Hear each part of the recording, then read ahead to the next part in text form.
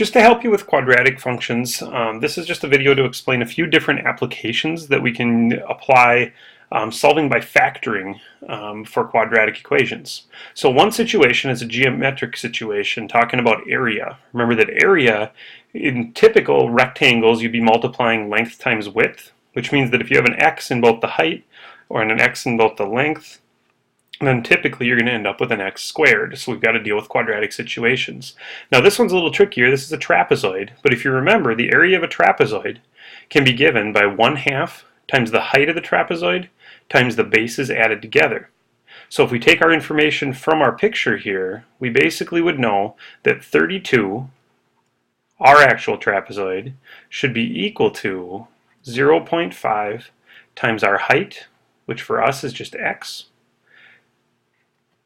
which we can say is equal to h, times base 1, which doesn't matter which one's which, but we'll just call that x plus 2, and times base 2, which we can call x plus 6.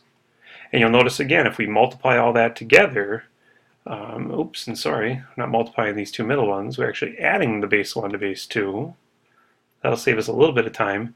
You'll notice that you'll end up with 32 equal to 1/2 times x, 2x plus 8 inside the parentheses.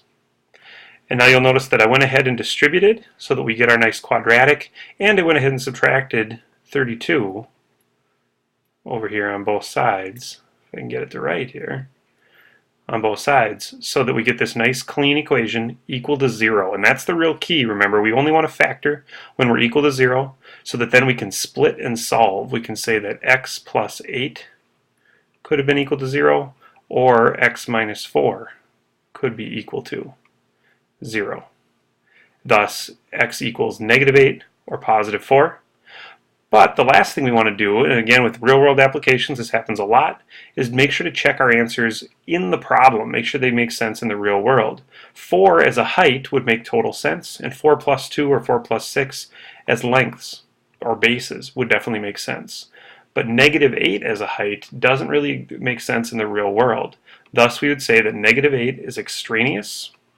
Remember the big word for that, extraneous, which you can just write ext, and then the only actual working answer for us then is x equals 4.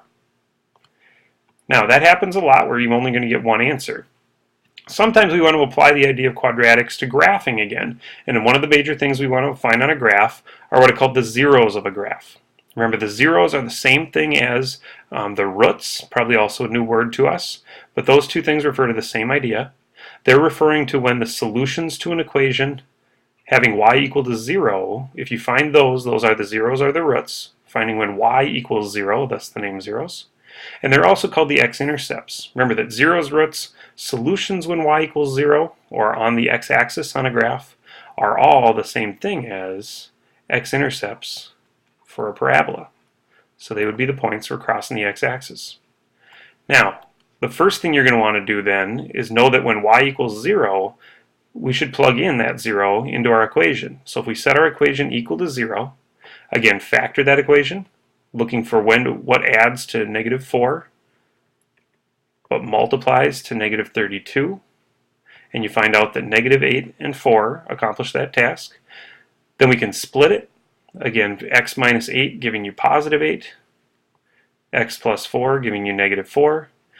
And again, now you can have two x-intercepts for a parabola. Notice our picture at the top. They can be positive, they can be negative. So both of those would be considered x-intercepts or zeros on our graph. The same thing goes for the equation on the right. Again, biggest thing to start with is plug in 0 for y. Go ahead and pause the video now, and you can fill in the answer, or if you would just want to watch it happen, give it about 3 or 4 seconds here.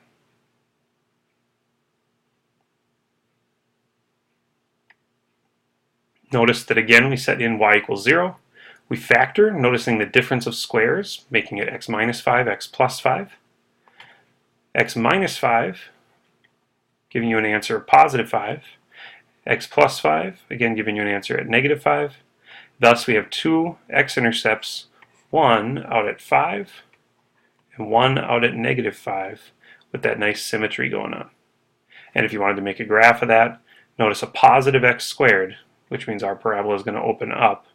We don't know where the vertex is right now, but we do at least know where those x-intercepts would be. Now, the last one is a little bit larger example, and we're going to kind of race through it a little bit quickly, so feel free to pause the video at any point to record notes as needed. But the idea is we've got a grocery store and it has an old parking lot. We want to expand the parking lot, as you note in the picture, by doubling the area of the lot. Which means the first thing that we want to know is, how do you find the original area? Because if we don't know the area of the original lot, then we can't really find the area of the new lot. So the first thing we want to figure out is, parking lot, remember this looks like a very large rectangle, it's tipped on its side, but a rectangular picture here. The original parking lot plus the building, so the entire old area from here and up, right, all the way around the back side of the building and through, the original would have been 75 plus the 300 times 75 plus 165. So that gives us an area of 90,000 feet squared. Now, if we subtract off the original building, which was just the 165 times 300, so the actual store, you find out that 40,500 square feet is the old parking lot. So the expanded lot should also be 40,500. So this area in the orange, as I shaded in here, all of that, right, and right up through there, all of that needs to be another 40,500. So, approaching it the same way we did before, what we need to figure out is what x can we put on both sides of our figure to make the entire total area, the area of the building, the old lot of 40,500, and the new lot at 40,500. And so we're just going to add all that together. 90,000, remember, was the old building and lot. Add on the new expanded part of the lot.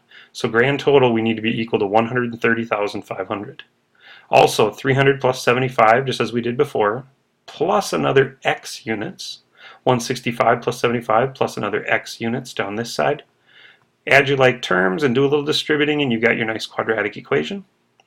Remember, the real key to factoring is that you set your equation equal to 0. Then we can factor, noting what we're going to add and multiply to. We're going to split and solve and find out that negative 675 for x wouldn't make a lot of sense. Again, can't have negative distance added on. That's not going to get us more area. So therefore, 60 is our total answer. We should add 60 feet onto each side of our lot, and we'll double the area of our parking lot. I hope that helps you understand a few different ways to use quadratics. Good luck, and have fun.